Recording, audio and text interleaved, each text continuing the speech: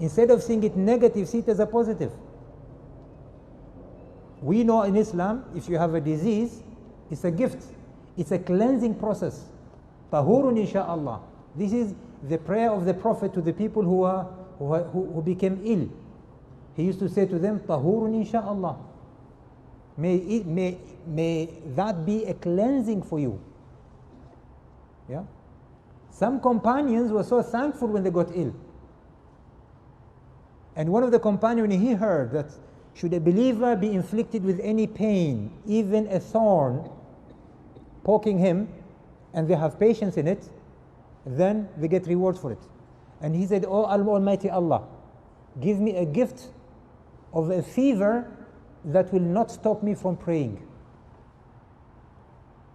He said, the only thing I want to do is to be able to pray. And for the rest of his life, he was so pale with fever, it never left him, because he took that as a cleansing process. So 3 things. A'udhu billah, dhikrullah, be thankful, and change the focus from seeing negative, see the positive. For everything there's a positive side of it. There's a lighter side of everything. Anything that is there is the brighter side and the darker side. Where you choose to focus, it becomes a reality. And I repeat the formula of psychologists. Thoughts that are emotionalized become magnetized and attract similar thoughts. And nothing succeeds like successful thoughts.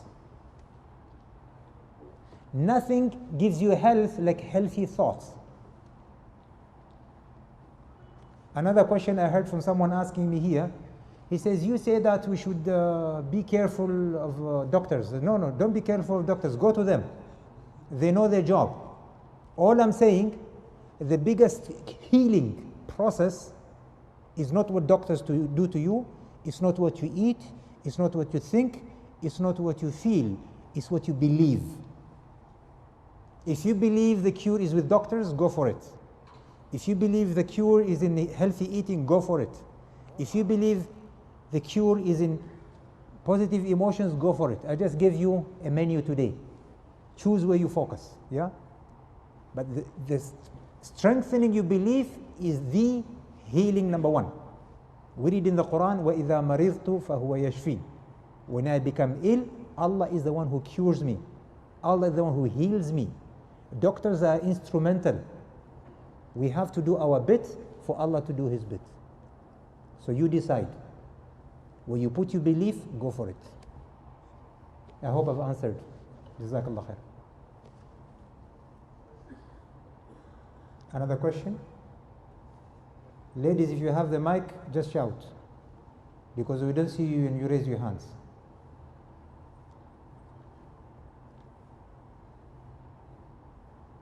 Assalamu alaikum. Wa alaikum assalam wa barakatuh. You mentioned, Sh.Khalfan, there's only one shop in Oman which sells the organic food. Yes. Is it possible you can share with us? And how do you differentiate between organic and non-organic stuff? Thank you. Thank you. Jazakallah khair. Good question. You said there's only one shop that you know that sells the organic food. Do you know Sultan Center near Al-Adheba? That is the one that sells. The one that I know. If there are any others, I don't know of. Yeah? And how do you know organic from inorganic? The only way to know is what you plant at home. We trust people who sell, and we hope they are selling us organic. But if you ask me how do you know, I say the only way to know, to be sure, is what you plant with your own hand. And I encourage everyone at the backyard of their house to have a small area for organic stuff, specifically when the weather is nice. Lettuce, cucumber, you have tomatoes, you have green peppers. Yeah, you know the chili ones, they are good as well. Vitamin C you get out of them. It's good when they burn you, it's good. Yeah, it stimulates your appetite as well. So if you don't have an appetite, go for them.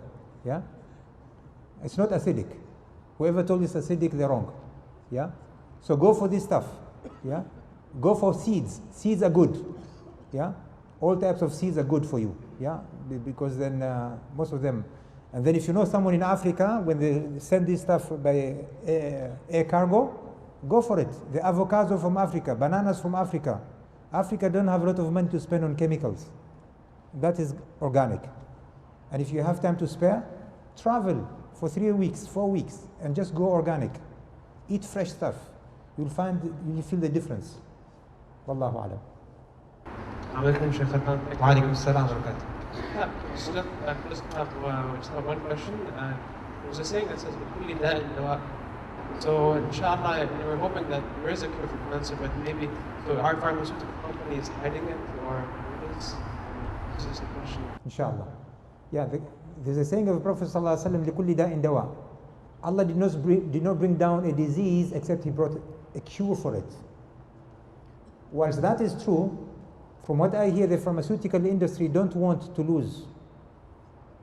And they want the business to continue. I am told, one therapy, one session, when I go for these chemo, the cost of it is not less than 1,500 Omani riyals per session, one person. I have to have that every 2 weeks for 6 months. You do your calculation. In Oman, I don't know how many thousands we have. How many thousands go abroad? It's big business. How do you know pharmaceutical industries play the game? Every time somebody discovers a cure, they would go and buy the proprietary right, and they will shelf that for a while. Do you remember N1H1? Is it N1H1 or H1N1? I can never tell you. Do you remember that when we had it a few years ago? It was a scam.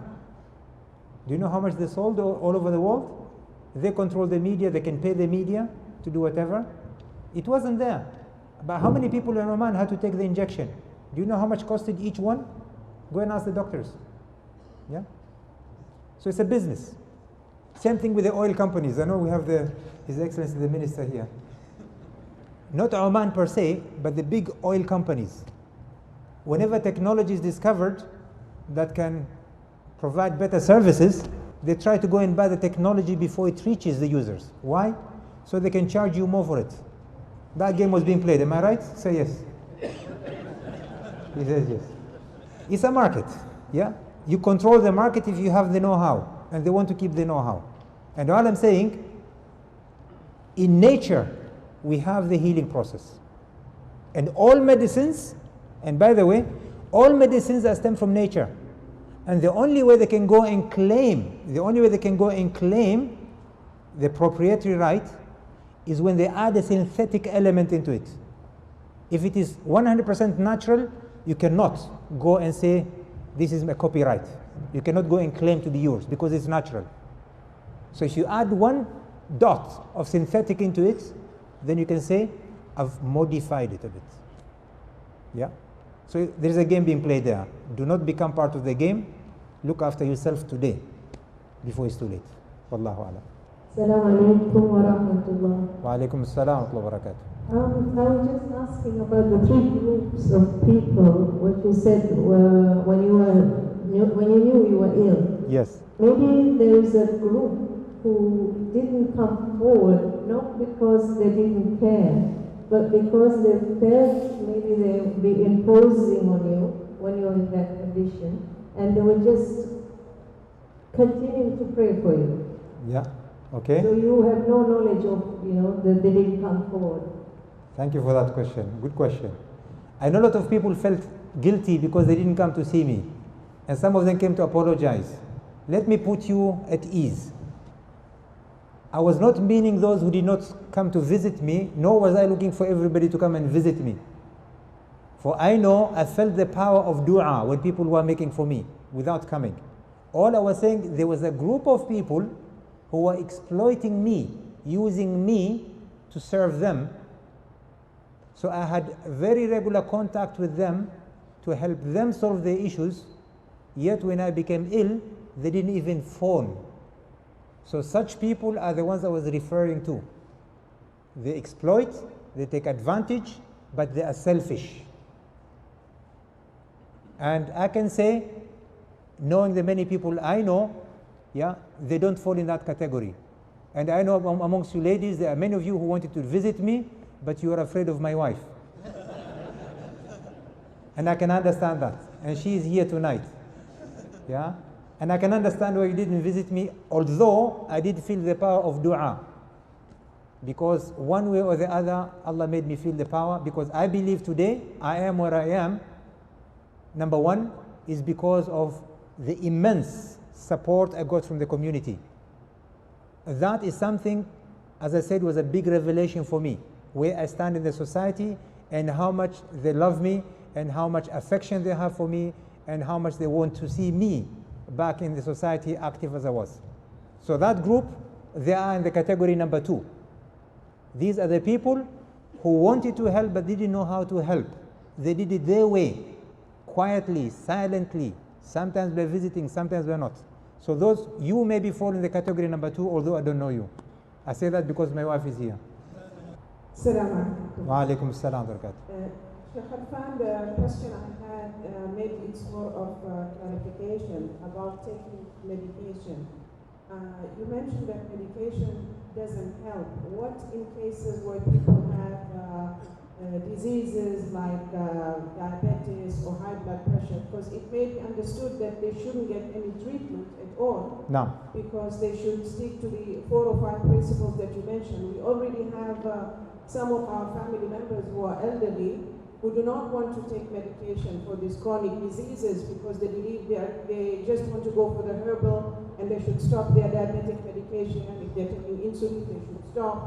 I just wanted a bit of clarification. Are you saying that they should stop these, or are you referring to a particular disease, in particular like cancer? Inshallah. Thank you for the question. Again, I'll clarify myself. It's what people believe in that matters. What I said about medicine as it is all chemicals. And our bodies have not been designed to handle chemicals for a prolonged period of time. I know today youngsters, the minute they have a headache, they rush to take medicine. I know mothers who have children, the minute they have a cold, they go for very strong antibiotics. And I say that is wrong. People have to consult doctors, yeah? And as a comparison, when I went for treatment to Germany, I had pain. So I asked for painkillers, and they gave me tablets. Took the tablets, half an hour later, the pain is still there. So I said, the pain is still there, persistent. They said, okay, we'll give you stronger medicine. They gave me stronger medicine. It didn't work. And then I asked them, what are you giving me? In the first instance, they gave me medicine that was 50 milligram. In the second instance, they gave me 75 milligram. I said, it's not working. So I said to my wife, go to the pharmacy and get me something stronger, 100 plus. She went to the pharmacy and they said, we cannot give you without prescription, 100. Here in Oman, I go to a pharmacy, I get 500, a painkiller of 500 without a prescription. Do you see my point? I can go and buy Ponstan here, 500 milligrams without prescription. Same medicine in Germany, only 50 milligrams. 10 times less. A tenth of the dose I was given. Radiation, the same thing. Very light. They don't want the body to become lazy. They want the body to participate in fighting the disease. Here, antibiotics. Not all doctors. I'm talking about the private clinic specifically. They give you very strong injections, antibiotics, and you feel you're good. But what you don't know is how much they're destroying the body. It is that I'm referring to. Here we tend to live on medicine rather than only live it by exception or by the need. Those who have chronic diseases such as hypertension and diabetics, continue with the dose, continue with the doctors. I'm not stopping anybody. But I was talking specifically today or tonight about cancer. Yeah, I am still pursuing the mainstream medicine. I'm still taking my chemo, and I'm going for medication checkup. But I put my belief, my faith, not in that, but I put it in Allah to heal me and cure me. So I go also for the alternative as well. So I'm doing a parallel activity. In actual fact, all the 4 streams, the spiritual, the mental, the emotional, the physical, I'm attacking the disease, if I call it attacking, with all the 4 strategies or the 4 categories, without an exception. But I'm not overdoing on the medicine side or the physical side. I'm overdoing on the spiritual and the emotional, because I believe the power is there. I hope I've answered. Thank you. One more question from ladies? Yes, please. Okay, and then we'll go to gents. السلام عليكم شيخ خلفان. وعليكم السلام ورحمة الله. أطلق الله وشفاك. آمين. First of all, I would like to thank you to take the Bible to come over to share your story in spite of what you're going through. جزاك الله كل خير. آمين. I don't know, for me, coming here is not the subject what attracted me to come here. The cancer is not attracting me. I don't know for others, but out of curiosity, I wanted to know how you're doing, first of all. And the second thing is just to tell you that we care about you, and we've been following you previously with your all lectures and inspiring you for me, a motivational person. I like your soil, I like your behavior, and I think what you taught today is very inspiring for us, and inshallah, بيشفيك وعافيك. Ameen. Shukran, shukran. Thank you for the words of encouragement, and thank you for the prayers. May Allah give us strength to continue.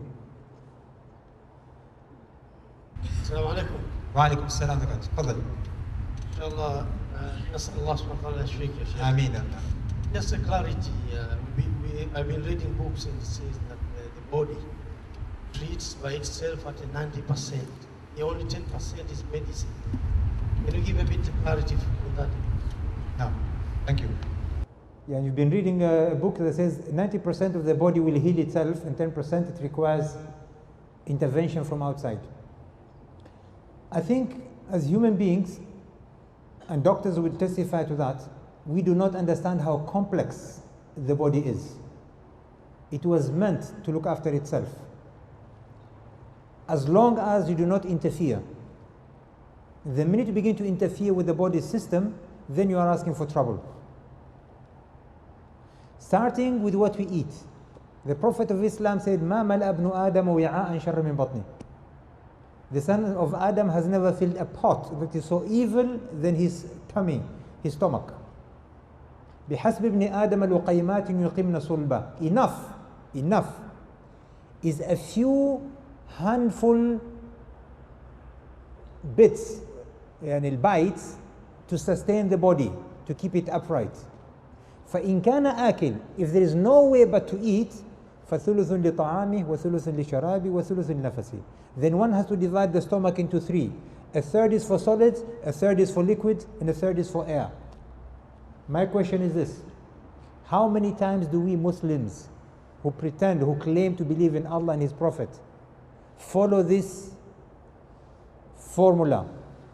Specifically when it is a feast, malka or uzuma, when there is a big plate of biryani there and plenty of meat.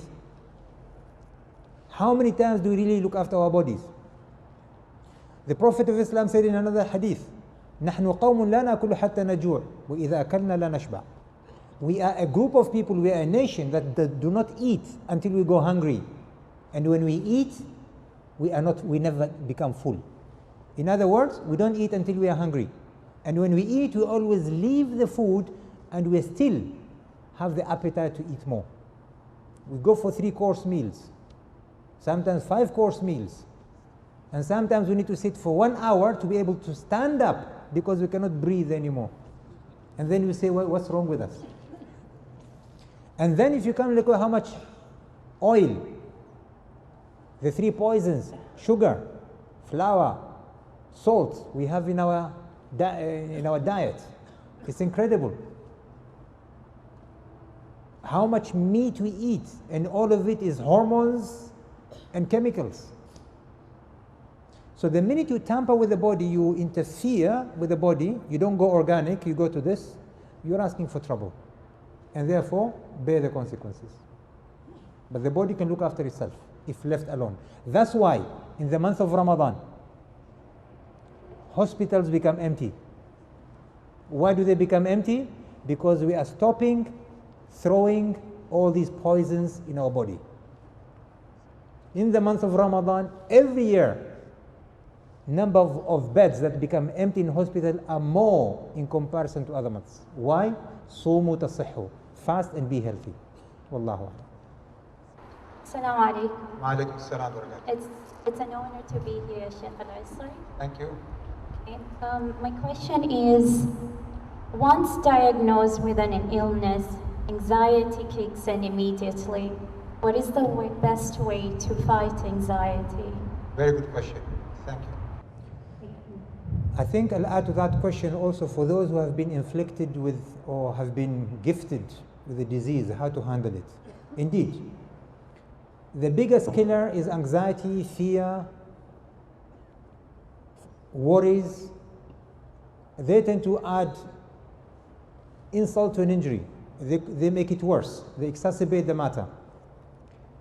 And I think the first thing, what I learned from my period of being ill and listening to a lot of talks and doing a lot of research, one of the scholars said, actually when people they are told they are sick or they are ill or they have an illness, such people ought to celebrate with jubilation.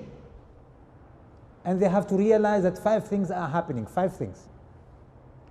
He said, first and foremost, they have been invited to be closer to Allah. So they become the VIPs to Allah. Because now that they have a disease, they have an illness, they're going to be purified through that illness, and henceforth they're going to be elevated to become closer to Allah. فَهُمْ فِي مَعِيَّةِ اللَّهِ. Number 2, when they go through pain and they say, the angels hear the word and write it as Allah. فأنين المريض هو ذكر. أنين المريض هو ذكر. When they go through that pain and they are quietly making that sound, the angels record it as they are invoking the name of Allah. Number 3, they are being tested on their patients. And being tested, if they become patient, then that is a sign of them becoming closer and they get rewarded for it. إِنَّمَا يُوَفَّى الصَّابِرُونَ أَجْرَهُمْ بِغَيْرِ حِسَابٍ.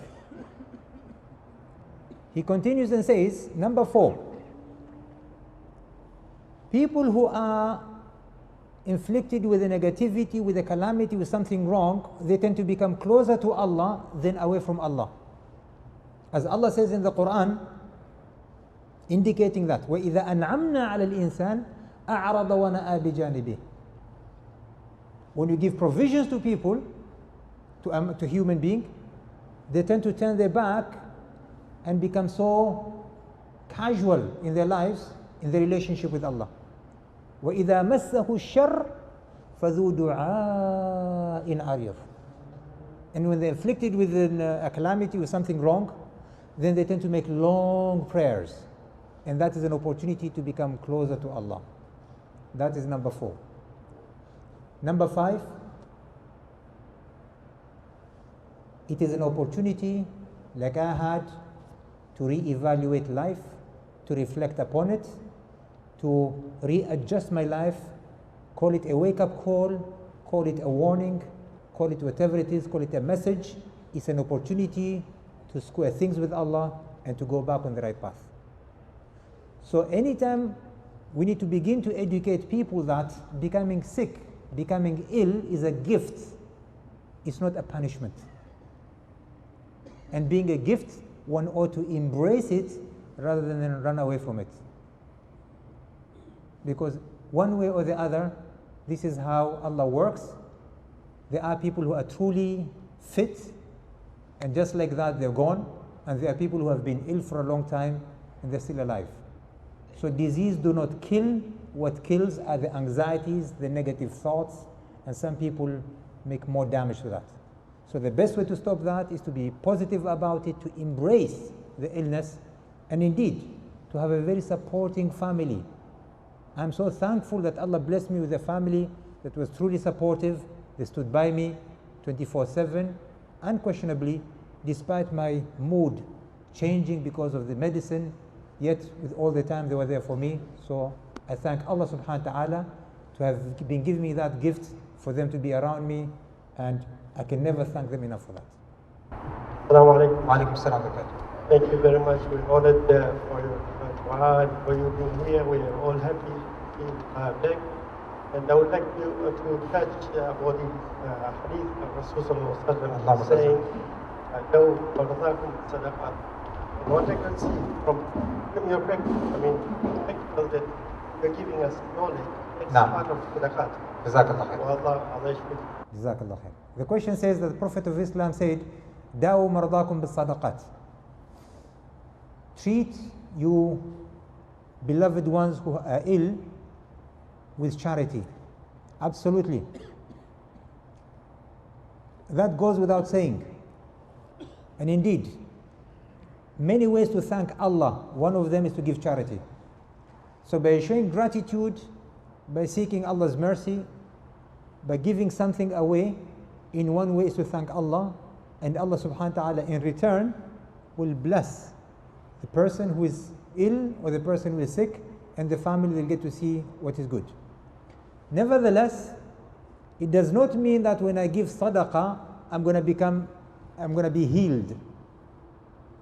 One thing is that we should never ever question on what Allah chooses to do. If Allah wants me to be ill for a year, then I'm going to be ill for a year despite of what I do. If He wants me to have this chronic disease for the rest of my life, then He has chosen so for a reason. There is a wisdom behind anything that happens. The main thing is for me to embrace and accept what Allah is doing to me. By accepting it and embracing it, I'm preparing myself for a long haul. I'm taking treatment now. I don't know what's going to happen tomorrow, but I'm prepared for tomorrow anyway. I'm prepared for any eventuality that may arise, and I'm not going to question why this has happened. When I go for a checkup and they tell me we have some news, I said, please go ahead and tell me. Although we have been working here, it has appeared here. I say, Alhamdulillah. Allah wants me to be His guest a bit longer. So take it positively. Continue with sadaqah, but do not wait for results. Whether it is sadaqah, whether it is dua, whether it is prayers, whether it is treatment, whether it is healing, whether it is whatever program you go through, do not wait for results. Leave and trust Allah to work on the results. Rely that Allah knows better than you and me, and He knows what is best for you, therefore accept it.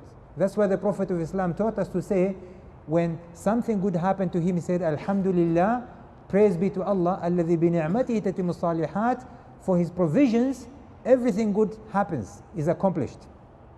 When something wrong happened to him, he said, Alhamdulillah, ala kulli hal. Praise be to Allah through all eventualities and all conditions. We do not ask Allah, we do not question Allah, we do not debate with Allah, we do not even challenge Allah on what He chooses to do to us. Accept it with full faith and confidence that Allah gives you what is best for you. Once you do that, then you are in His good, capable hands. Wallahu a'lam. Assalamu alaikum. Wa alaikum assalam wa barakatuh. Well, you previously mentioned that while your mother was going through cancer, may Allah grant her mercy, Ameen. you felt helpless. Yes. Well, that's almost my situation. So I was wondering, how can we kill the feeling of helplessness and instead be helpful, especially emotionally and mentally? And thank you. Jazakallah. Indeed, Allah wanted me to go through that journey and my family to go that journey. And Allah also was preparing us to allow our mother to depart because we were so attached to her. And every day that came by, it was a lesson to us to begin to accept that eventually she is going to leave us, she is going to depart. Which meant that we had a chance and opportunity to serve her, look after her, give her our love, our affection, our emotion, our attention, our time, longer than what we had in the past. So we had a chance to give her the best before she left, and to seek her pleasures and her rida before she left. Feeling helpless was because of our weak faith, our weak iman.